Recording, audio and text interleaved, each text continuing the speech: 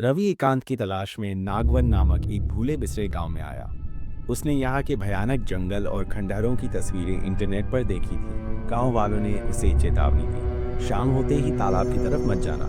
वहाँ चंद्रिका रहती है, जो प्यास से अब तक कई परदेशियों को पी चुकी है। रवि हंसते हुए बोला, भूत प्रेत सिर्फ कहानियों में होते हैं। लेकिन उसके मन में एक डर बैठ गया था। फिर भी वो रात को कैमरा लेकर निकल पड़ा उस पुराने तालाब की तरफ, ये देखने के लिए कि सच क्या है। चांदनी रात थी और हवा में एक अजीब सी ठंडी थी। तालाब के पानी में उसका अक्स कांप रहा था।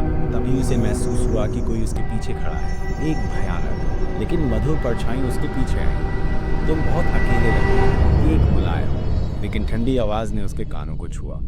रवि की रूह कांप गई। रवि ने डरते हुए पलट कर देखा। सफेद साड़ी में एक बेहद खूबसूरत युवती खड़ी थी। उसकी आंखों में एक अथाह उदासी और एक भयानक प्यास थी। उसका नाम था चंद्रिका। मैं यहाँ हर रात आती हूँ, किसी अपने की तलाश में, उसने कहा।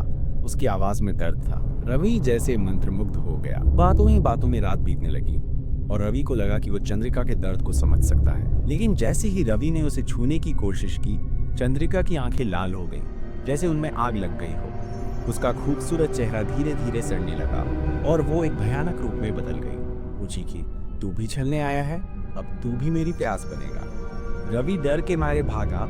उसकी सांसें फूल रही थी, लेकिन तालाब के चारों ओर एक अजीब धुंध फैल गई, जिससे उसे दिशा का ज्ञान खो गया। एक पुराना पेड़ उसकी टहनी से झूल गया, मानो उसे पकड़ने की कोशिश कर रहा हो।